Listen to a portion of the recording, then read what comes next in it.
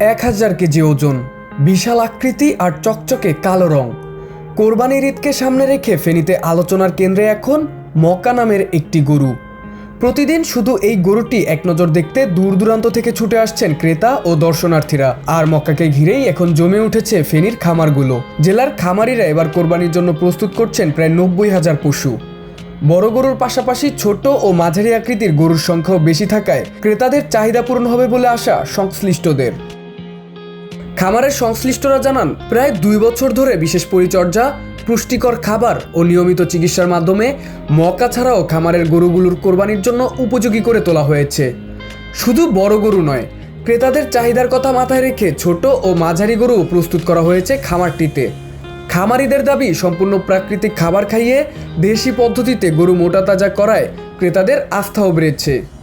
আমরা তো গত বছর একটা হোঁচট খেয়েছি, তারপর এই বছর যাই স্বাভাবিক চলতেছিল, এখন তেলের দাম বাড়াতে, সার্বিক সকল কিছুরই দাম বেড়ে যাওয়াতে এখন গোখাদ্যের দামও অনেক বেশি। এখন তো দেখা যাচ্ছে আমাদের সাথে কাস্টমারের দামের অনেক পার্থক্য থেকেই যাচ্ছে, কিন্তু আমাদের খরচ তো অনেক বেড়ে যাচ্ছে দিন দিন। তো আসলে সবার উদ্দেশ্যে বলতে চাচ্ছি যে আপনারা অনলাইনে দেখেন, সমস্যা নেই, কিন্তু আমরা সবাই সবার পরিবার পরিজন নিয়ে আমাদের খামারে এসে দেখে শুনে আপনাদের পছন্দ গরুটি নিয়ে যেতে পারবেন। কারণ গরু একটা সামনাসামনি দেখা আর মোবাইলে দেখা কিন্তু আকাশ পাতাল ব্যবধান। মোবাইলের মধ্যে কিন্তু কখনো বোঝা যায় না গরুটা আসলে বা ওয়েট কিরকম বা হাইট কিরকম বা সৌন্দর্য কিরকম। অন্যদিকে ফুলগাজীর উত্তর খাজুরিয়ার মদিনা এগ্রো ফার্মেও শেষ মুহূর্তের ব্যস্ততা চলছে। তবে জ্বালানি ও গোখাদ্যের দাম বাড়ায় উৎপাদন খরচ বেড়েছে বলে জানান খামারিরা। তাদের অভিযোগ, সারা বছর ঝুঁকি নিয়ে গরু পালন করলেও মাঠ পর্যায়ে প্রাণী সম্পদ বিভাগের তেমন সহযোগিতা পান না তারা। প্রাণী সম্পদ অধিদপ্তর থেকে আমরা কোনো সহযোগিতা কেউ কখনো পাই নাই, খোঁজখবরও তারা নেয় না। কিন্তু টিভিতে বিভিন্ন চ্যানেলে দেখে ওনারা অনেক কিছু জানে, বাস্তবে মাঠে কেউ কখনো আসে না। তবুও কোরবানির বাজার নিয়ে আশাবাদী খামারিরা।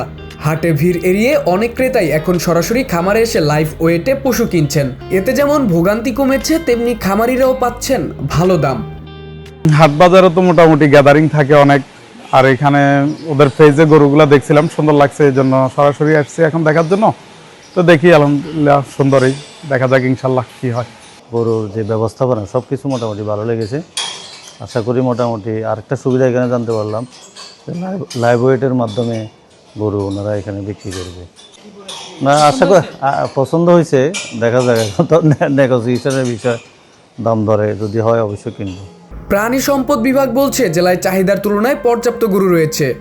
ভারতীয় গরু না আসলে খামারিরা লাভবান হবে। প্রশাসন এ বিষয়ে সতর্ক রয়েছে বলে জানান তারা। আমাদের ফেনী জেলায় আমাদের যতগুলো গবাদি পশু আছে, এটা আমাদের চাহিদার থেকেও পর্যাপ্ত। আমরা যদি ঠিকমতো বাহির থেকে গরু না আসে, তাহলে আমাদের খামারিরা মোটামুটি লাভবান হবে। এবং আমরা সবসময় সচেতন আছি যাতে বাহির থেকে কোনো গবাদি পশু, বিশেষ করে ইন্ডিয়া থেকে কোনো গবাদি পশু ঢুকতে না পারে। এদিকে আমরা সবসময় সচেষ্ট আছি। ফেনীতে ছোট বড় মিলিয়ে মোট 5407 জন খামারি রয়েছেন। এবার জেলার কোরবানির বাজারে স্থানীয় চাহিদার তুলনায় প্রায় 7000 বেশি পশু প্রস্তুত রয়েছে। ফলে ঈদকে সামনে রেখে জমে উঠেছে জেলার খামার ও পশুর বাজার।